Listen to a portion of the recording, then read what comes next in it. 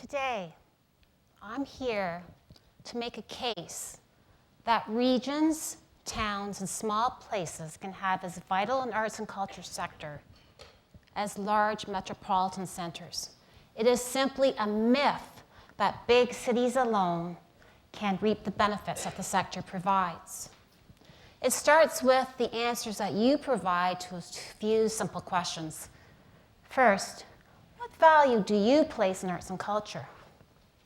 Think of the music you listen to, the books you watch, the films books you read, or the films you watch, or the visual art that surrounds you in a given day.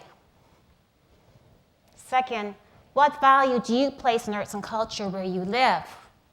Has your life been touched by community festivities, celebrations, restaurants, cultural venues and spaces? For most of us, arts and culture enriches our lives with meaning and joy. It gives us a sense of belonging. It connects us to our communities. It's a key factor in quality of life of where we live and attracting people and investment.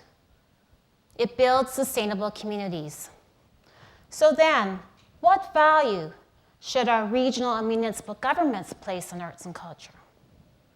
The answer is a lot.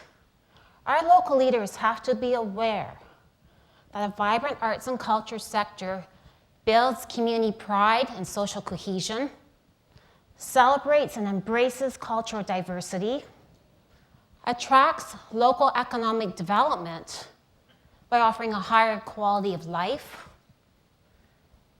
generates and produces tangible economic benefits through the job creation and spending on arts and entertainment, and provides places with a competitive brand advantage that can grow place brand equity over time. So, Prince Edward County is a case in point. If these benefits of a vibrant arts and culture sector that are so self-evident to large cities are somehow, if it's not lesser known, if they can be transferable to the suburbs or smaller places which are mistakenly thought of as cultural wastelands. In the 1990s, Prince Edward County, this rural community neighboring Kingston, Ontario, experienced an economic renaissance following years of stagnation simply by repositioning itself as a unique cultural place. Municipal planners developed and implemented a cultural vision that leveraged the array of Prince Edward County's cultural assets and focused on quality of place. And the net result is that Prince Edward County attracted people who want to live there, tourists who want to visit there, and a wealth of cultural investment. Its local economy boomed. The planners understood that in order for Prince Edward County to develop a strong cultural brand, the people who lived there had to see the place as being vibrant. They had to buy into the core values of what that new Prince Edward County brand stood for. So, if the objective is to culturally build and brand a place, what strategies can planners employ to accomplish this? And this is best answered by looking at a case study of York Region. York Region sits north of Toronto. It's composed of 9 municipalities. It borders to Georgina in the north, Vaughan to the south. It's home to 1 million people, and many of you live there. So, when you think of York Region, tell me, do you think of it as being a cultural magnet? I would not be surprised if many of you did not think so. But the truth of the matter is that York Region is a culturally happening place. It boasts of unique festivals, theaters, galleries, museums, community events. However, much of this, and many of those, are highly localized, not well known across the region. And of course, the York Region fights with the pull of Toronto to its south. So, what can York Region do to develop the creative and economic and social potential of its arts and culture sector? What needs to change?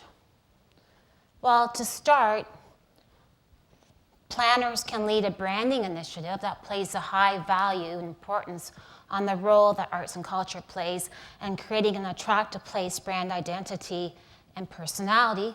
They can develop a master cultural plan. They can invest more in the arts. They can aggressively market their arts and cultural scene.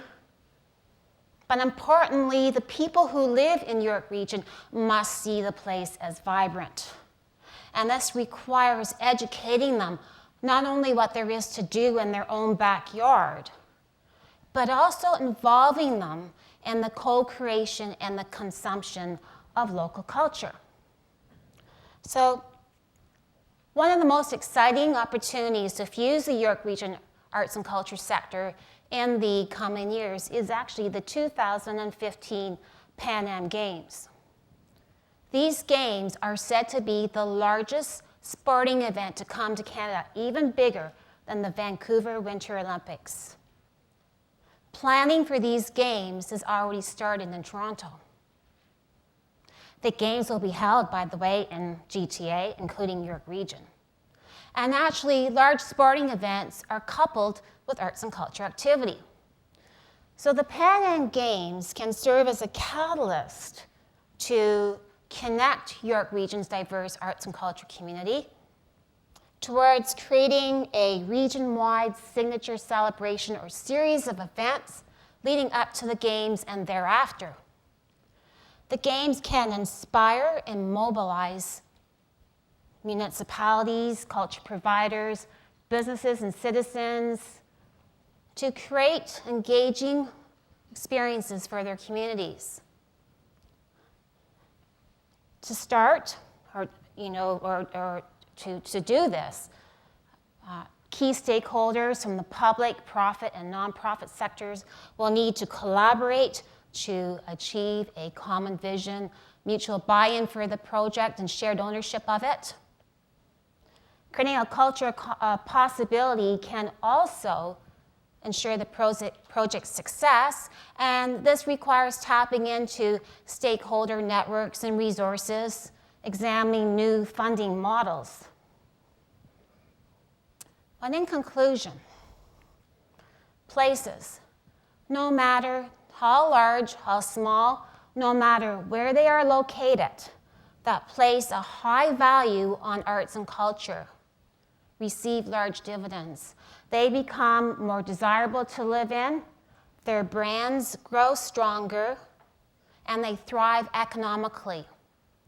Arts and culture shapes quality of life, as well as the lives and the attitudes of people like us who are affected by the places in which we live.